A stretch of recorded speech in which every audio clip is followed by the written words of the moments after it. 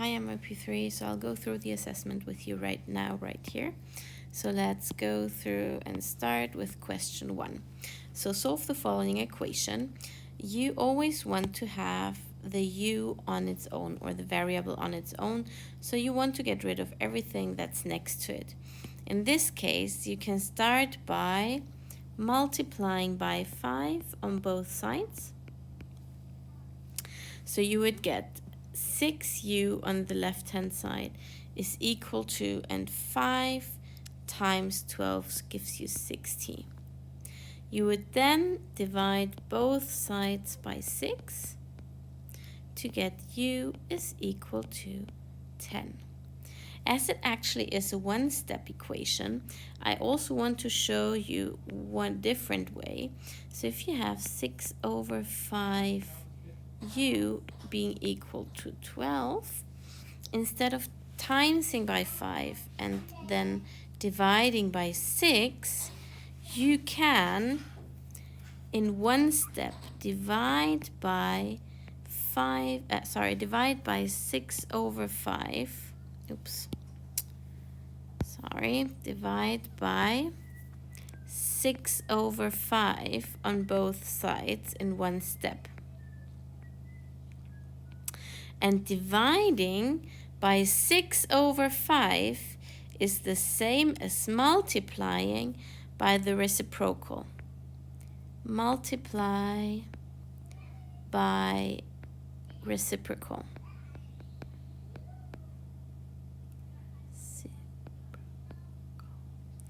So that means times 5 over 6 instead of dividing by 6 over 5. So you would get here u being equal to 12 times 5 over 6. Now the 12 and the 6, they simplify. Their highest common factor is 6. So you divide by 6. So 6 divided by 6 gives you 1. 12 divided by 6 gives you 2.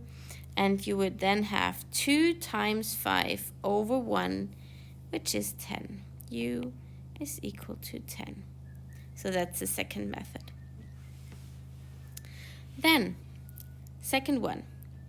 You want to have, again, the z by its own. So you're going to start by taking away the 26 on both sides. So take away 26 on both sides. So you would have here negative 5z being equal to, and then we have here 49 plus 26 gives you negative 75. And then you want to divide by negative 5 on both sides. Z is equal to, therefore, 75 divided by 5 is 15. That's it. Let's go to number 2. Nathan practices the piano for 1,260 minutes in 3 weeks. At what rate did she practice in minutes per day? Okay, so let's assume that 1,260 minutes, and let's say 3 weeks is usually 3 times 7 is 21 days. So we want to know per day. So how long does she practice for 1 day? How many minutes? So to get from 21 to 1, you need to divide by 21. And so you also need to divide by 21 here. And you were all using a calculator for your assessment, or at least you should have been using a calculator for your assessment. And then you would get 1,260 divided by 21 being equal to 60. So 1260 divided by 21 is equal to 60 minutes. So Nathan was practicing 60 minutes per day. That's it. Then question 3. Draw a line representing the rise and a line representing the run of the line. State the slope of the line in simplest form. So let's have a look. So first of all, we're trying to find where does this line go through exactly the corners of your squares. And that's the case here, here, here, here, and here. So you can start at any of these points and draw your lines. So I'm going to start right there, right here, and I'll go up to here. So I'm drawing my run. Maybe I'm gonna make this a little bit thicker so you can see it better. That's my run, and that's my rise. And to state the slope in its simplest form, all I would have to do, slope is equal to rise over run, and therefore the rise is 1 and I run 1, 2, 3, 4. So the rise is 1 over 4, and that's it. That's all you had to do here. Then in the next one, you had to solve an equation, and that's a bit more complex. It is to be done in several steps, and there is also several ways to do that. One way is to get rid of this fraction in the first place, and you can do that by multiplying by 2 on both sides. Multiply by 2, and you would get 4 is equal to 9x take away 2. You would then want to get rid of that 2, so you add 2 on both sides to get 6 is equal to 9x. And then you would want to divide by 9 on both sides to get 6 over 9 is equal to x.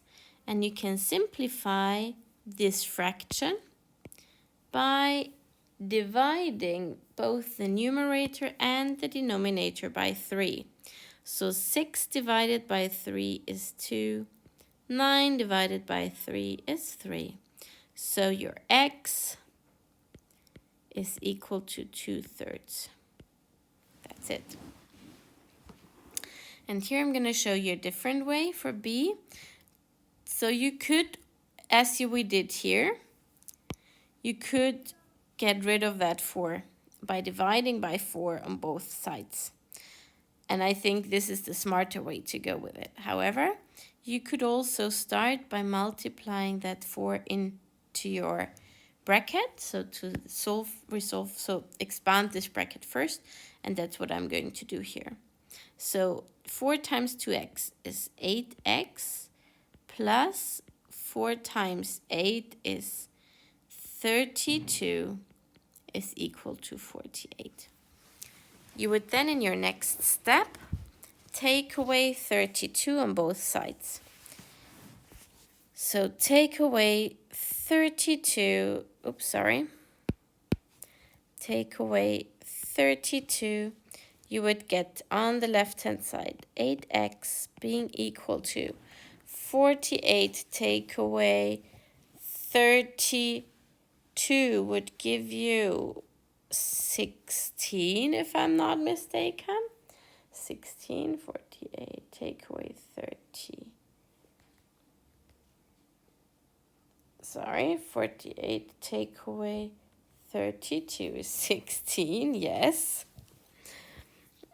So we get 16 here, and in our final step we divide by 8. So we have x is equal to 16 divided by 8 is 2. This question is also done. Question number 5. Find the equation that represents the proportional relationship in this graph for y in terms of x. So at some point we learned that y is equal to kx, and this k is the slope or the rate of change. Yeah, so let's have a look at this graph and find the slope.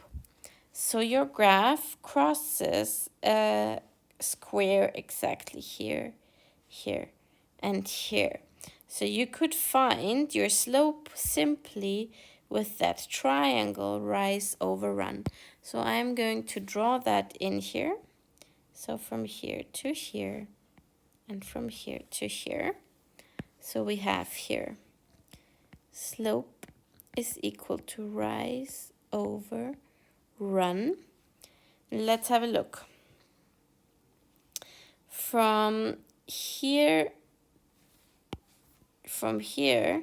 to here, I run from 15 to 30. So that's 15.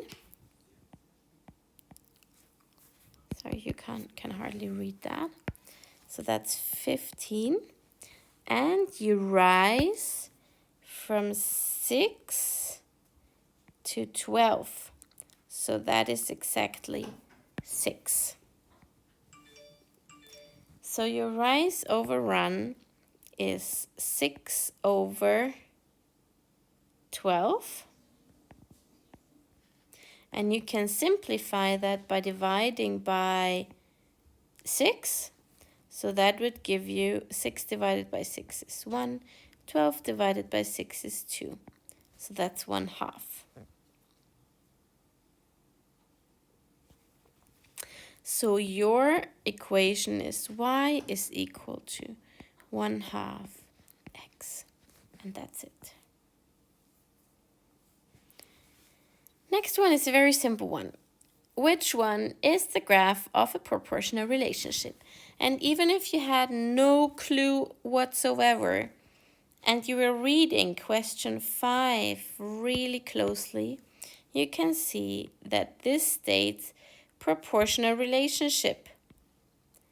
And this is a line that goes through the origin O here. And comparing this graph to all of these graphs, you will see that B is the only one that can be a proportional relationship. And we learned in lessons that proportional relationships are represented by straight lines going through the origin here.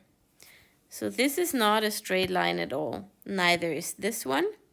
This one is a straight line, so it could be a proportional relationship, but it doesn't go through the origin.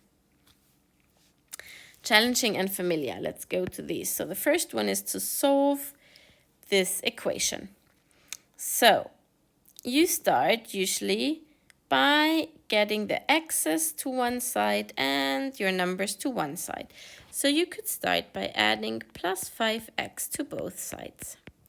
So on your left-hand side, you would have 4 being equal to negative 4x plus 5x gives you x or 1x plus 9. And you would then take away 9 on both sides to get 4 take away 9 is negative 5 is equal to x. Full stop. That's it.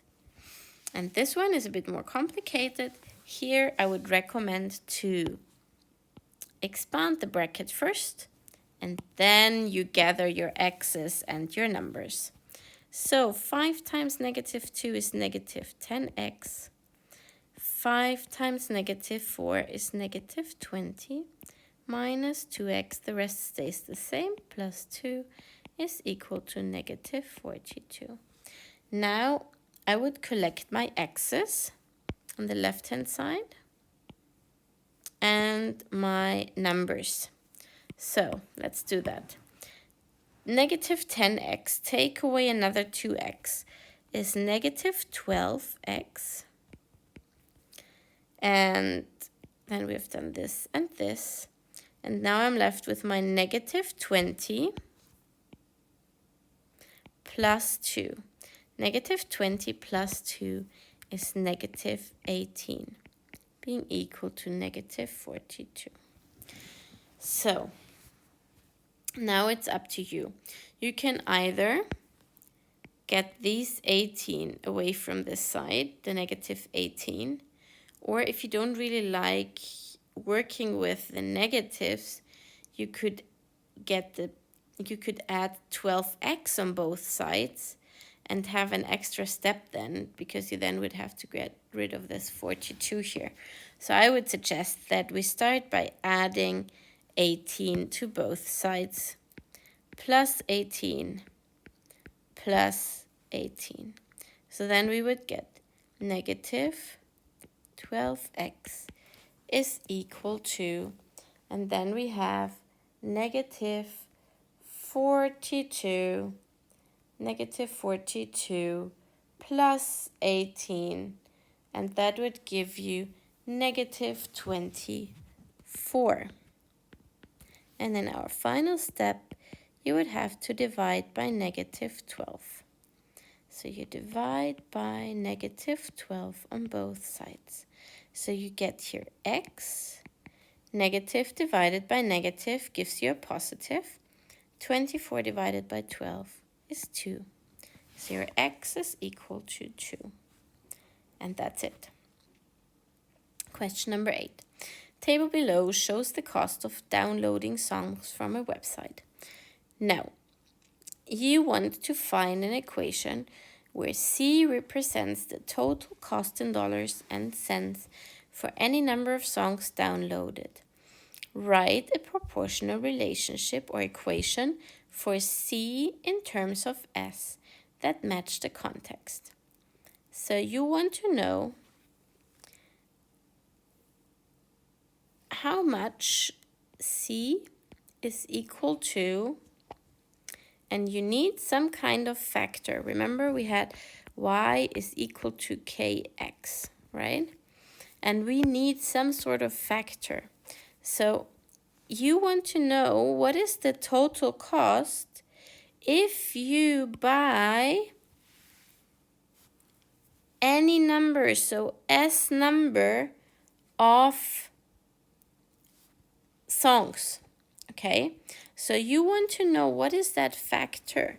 What does each song cost? Okay? So you want to know how much each song costs. If 11 songs cost $5.83, then one song costs divided by 11. And you need to use your calculator to find the answer to that, otherwise it's a bit tedious. And you find that one song is $0.53. So if I then have this, this number here, one song costs $0.53, then two songs cost 2 times 0.53. 5 songs cost 5 times 0.53. 16 songs cost 16 times $0.53, and this should be 8.48. And if you check, that's actually the case. 19 songs cost 19 times $0.53, which is 10.07. So S number of songs costs 0.5. Sorry, I'm going to delete that a bit because there is not enough space. $0.53 times the number of songs, so times S. And that's it.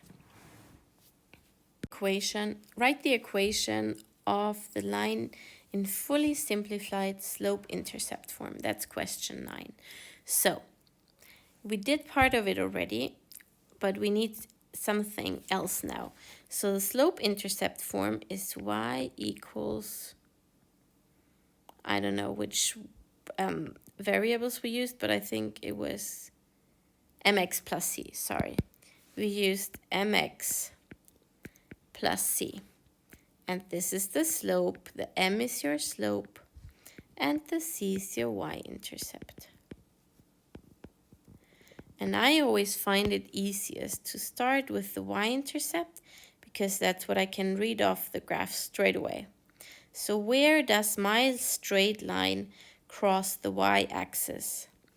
Crosses the y-axis right here at 7. So I can write down y is equal to mx plus 7. And I have part of it already. Now the slope, I'm going to calculate. The slope is equal to rise over run.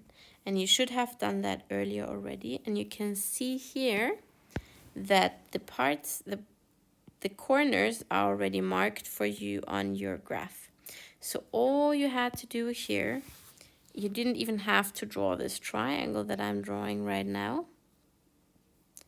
I'm making it a bit thicker. All you had to do is count. So my rise is from 8 to 9, so that's 1. So my rise is equal to 1 over, and my run, and it goes up in 1, so that's 1, 2, 3, 4, 5. So I'm running from here, 1, 2, 3, 4, 5. So that's 1 over 5. That's my slope. So all I have to do is write this down. Y is equal to 1 over 5x plus 7. And that's done as well. So, same thing here.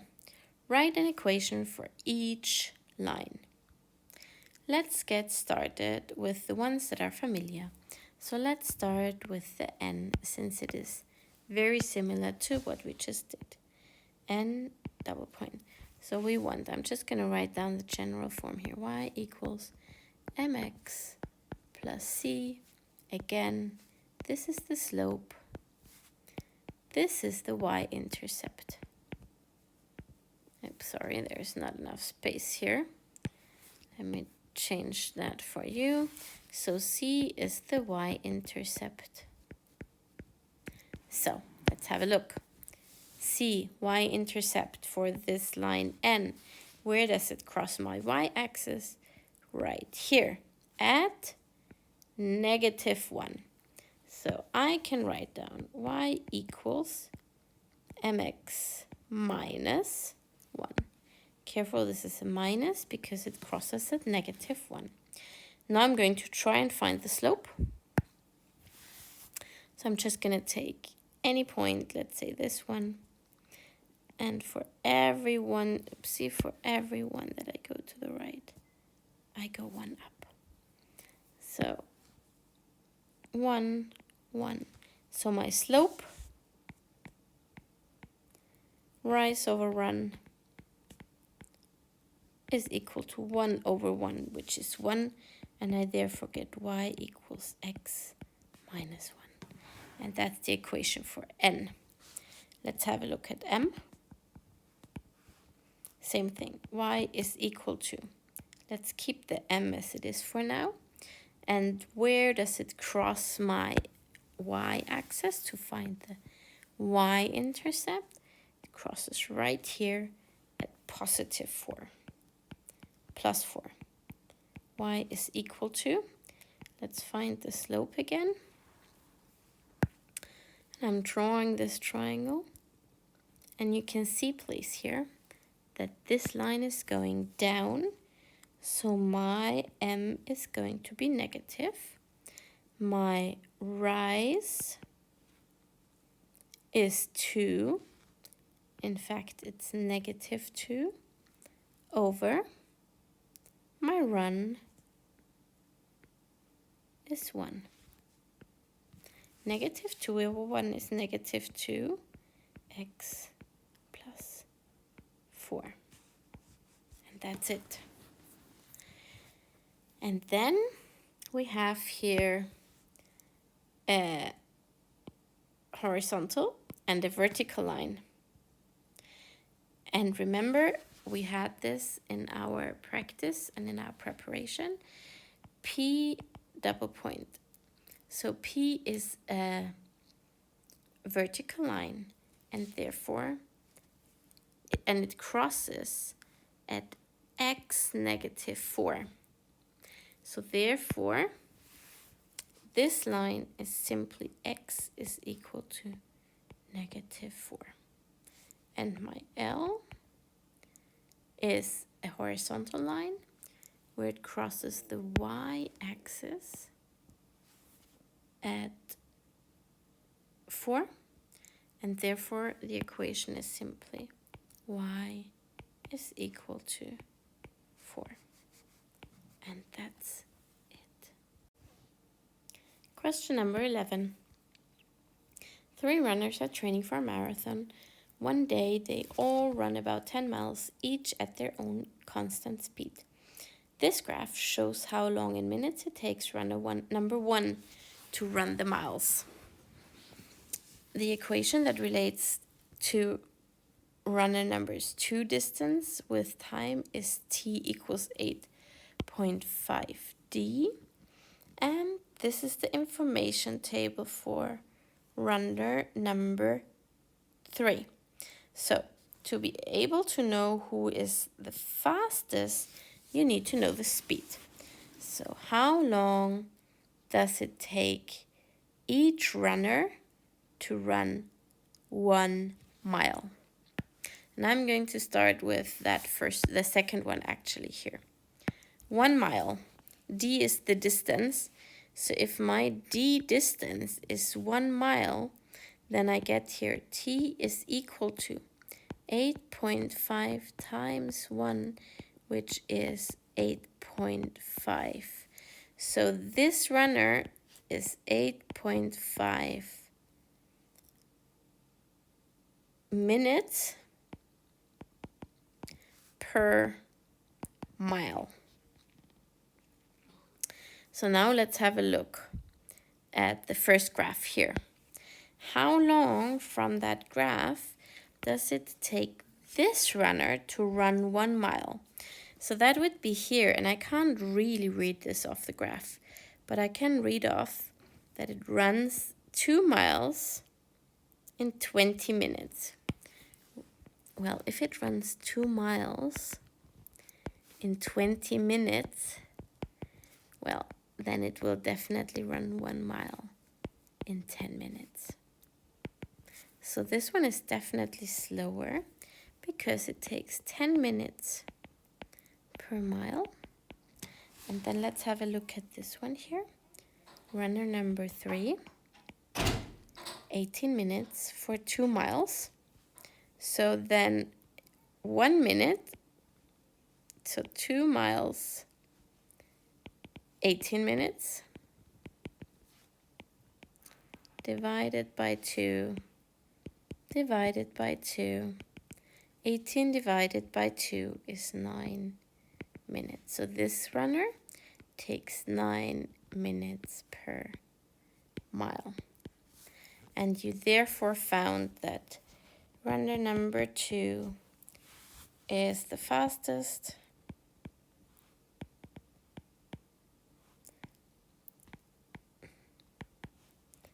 as he runs at a pace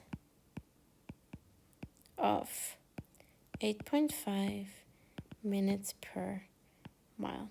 And if I can see some sort of calculations or statement for the other 3, that's enough. I don't need you to write this down here again. It's enough if I can see it here. Okay? Right. And that's this. Question number 12. A sandwich store charges £10 delivery fee and 4.5 for each sandwich. What is the total cost if an office orders 6 sandwiches? So let's calculate this. So each sandwich costs $4.5. So you need to calculate 4.5 times 6 for the sandwiches. So that is $27 for the sandwiches. For 6 sandwiches, they pay $27. However, to this you need to add $10 delivery. So that would be 27 plus 10 is equal to $37 total. What is the cost of X sandwiches? So this was quite tricky. However, when you think about it, we always had it as y is equal to mx plus c, or actually I don't really like it that way because we're doing the graph afterwards. So let's delete that again.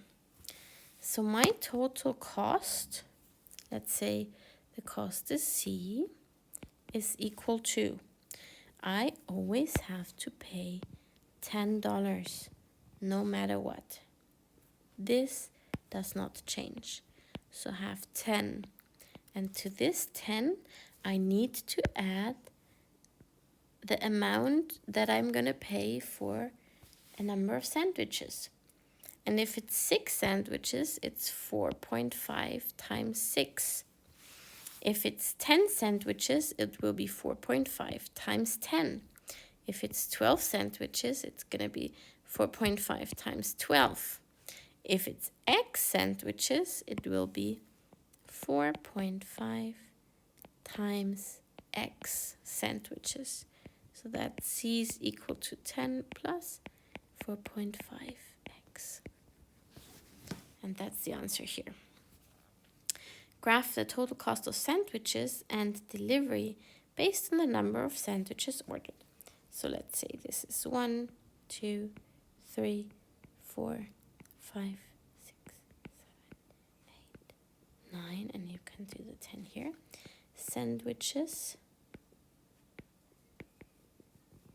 And you can put your number of sandwiches. And here this is going to be the price in dollars. So here we will have to think about how we're going to label it. And I would still suggest that there are several ways you can do this. So you could kind of, first of all, calculate if I have 10 sandwiches here on my x-axis, what's going to be my maximum amount. So you could say, okay, 10 sandwiches will cost me 4.5 times 10, which is 45, plus 10 is 55. So if I go up in fives, how far do I get? 5, 10, 15, 20, 25, 20, 30, 35, 40, 45, 50, 55. So I'm not going to get to 10 exactly. However, you could actually deal with that. So I would suggest you either label it with 10 here, starting 10, 20, 30, 40, 50, or you could also label it in increments of 5. So say 5, 10, 15, 20, 25, 30, 35, 40, 45, and 50.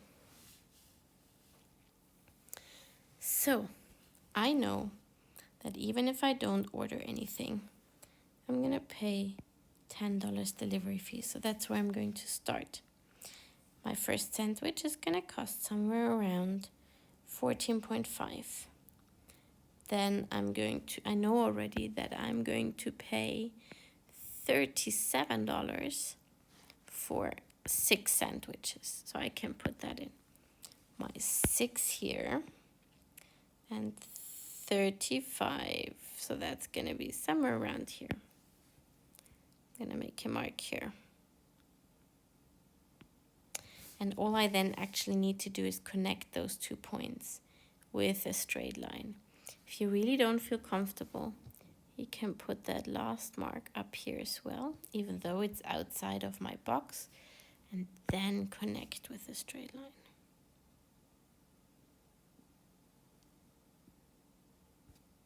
There we go. And that's what your straight line should look like. Question D. Is this a proportional relationship between the number of sandwiches and the cost of the order? No, because my graph does not go through the origin.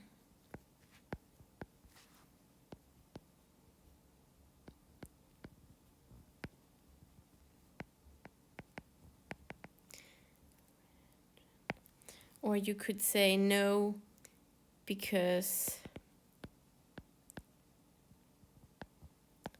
there is a delivery fee.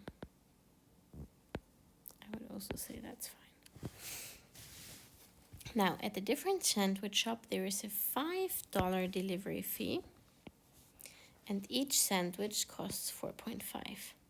On the same grid, graph the total cost of sandwiches and deliver based on number of sandwiches ordered in this new shop. Describe how they're the same and how they're different. Okay, let's go back.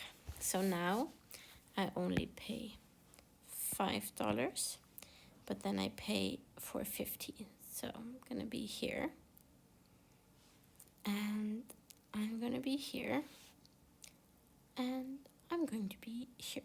So I need to draw this graph. Okay, looks like this.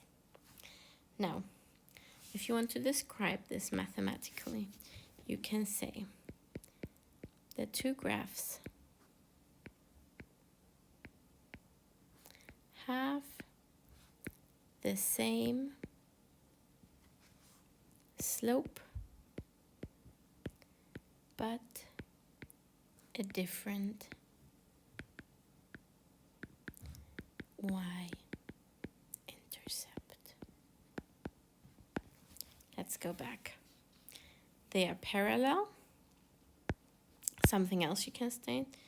They're parallel. They're parallel, which means they have the same slope, but they have a different y-intercept. And for your sandwiches, it means it's the same cost per sandwich, but a different delivery fee. So you can also state here, they are parallel.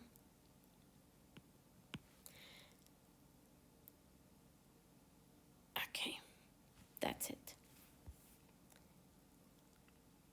And that's it for your assessment. Thanks for watching.